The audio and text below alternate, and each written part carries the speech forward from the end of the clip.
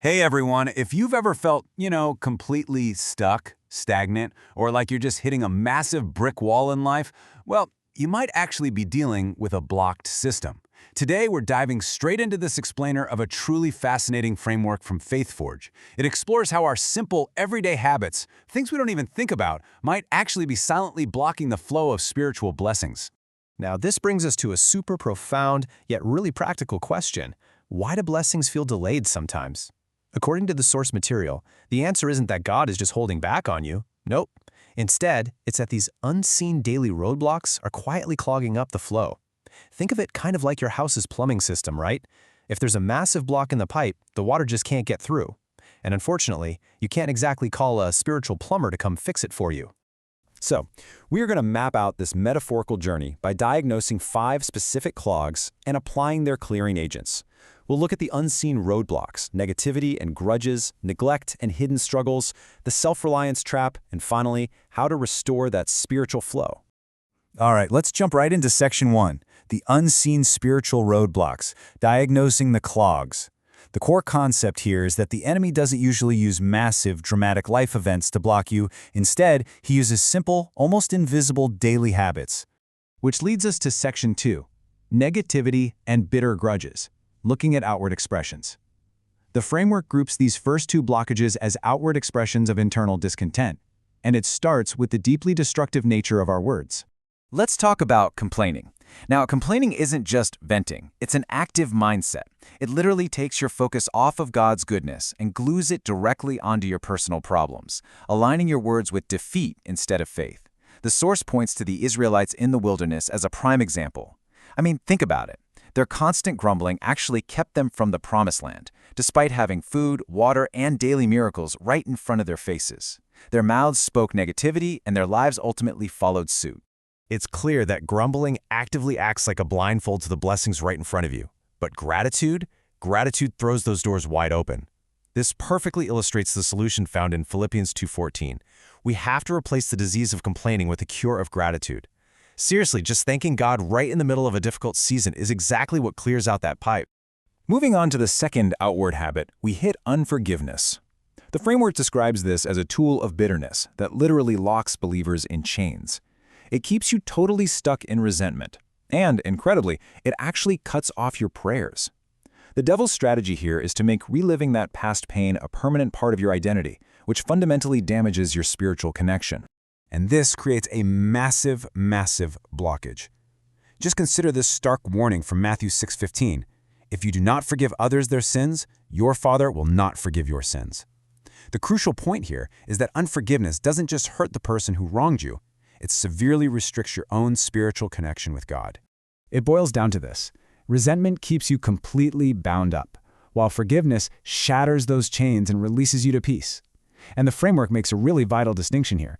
You don't forgive because the other person necessarily deserves it. You forgive because holding on to it keeps you blocked.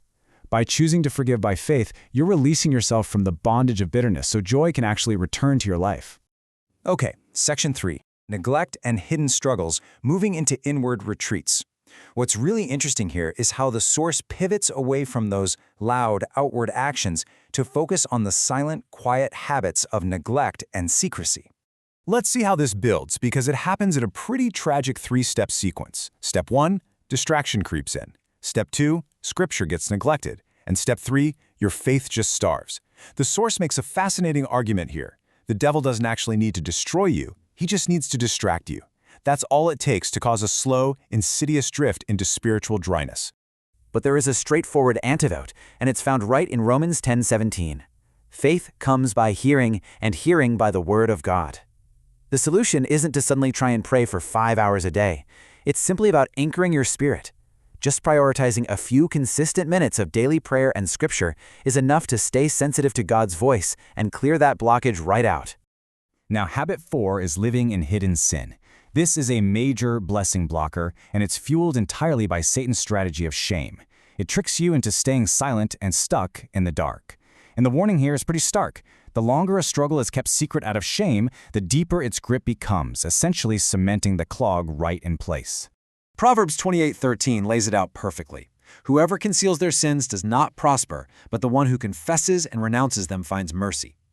The explainer really emphasizes this, bringing your struggles into the light, first to God, and maybe even to a trusted believer, is literally the only way to break those chains. This contrasting dynamic perfectly visualizes the source's powerful promise. Secrecy acts like a dark box where sin just grows and separates you, but confession, it pops the lid right off, bringing immediate mercy and washing away the mess. The takeaway here is profound. Whatever you are brave enough to uncover, God's mercy is always greater than your mess, and it will cover it. Moving on to Section 4, the self-reliance trap, the ego barrier. As we examine this final habit, we encounter what the source calls the absolute most subtle trap of them all. And that is pride, or self-reliance. It's that deceptive little whisper telling you that you don't actually need God's help. It actively shuts the valve on supernatural assistance and leads straight to exhaustion. The source notes something fascinating here. The lie of "I've got this" is the exact same deception that led to Satan's fall. Relying only on yourself is pretty much a guaranteed one-way ticket to burnout. So what's the biblical antidote? It's complete surrender, found right here in Proverbs 3:5-6. Trust in the Lord with all your heart and lean not on your own understanding. Submit to Him, and He will make your paths straight. Instead of trying to micromanage every single outcome, you simply have to hand over your plans and your fears. Think about the contrast here. Self-reliance totally drains your battery and ends in burnout. Surrender, on the other hand, plugs you into a supernatural power source. The overarching lesson is a really beautiful paradox. God's true power in your life always begins at the exact moment your own human strength finally runs out. Which brings us to our final section, Section 5, Restoring the Spiritual Flow, looking at the unblocked system. We've diagnosed the 5 clogs, so let's summarize this transformation. Here is your daily maintenance plan to keep those pipes crystal clear. 1. Gratitude opens your eyes. 2. Forgiveness sets you free. 3. Daily time with God keeps you strong. 4. Confession brings mercy. And 5. Surrender brings God's power. Breaking these huge barriers doesn't require some massive overnight reinvention. You just need small, consistent shifts in your daily routines, actively applying these 5 clearing agents. I'll leave you with this final, absolutely incredible promise from Jeremiah 29:11. For I know the plans I have for you, declares the Lord, plans to prosper you and not to harm you, plans to give you hope and a future. The ultimate takeaway from this explainer is that God's blessings aren't far away or hiding from you. They are already prepared. So looking at your own daily habits right now, what one simple thing will you change today to finally unblock the flow?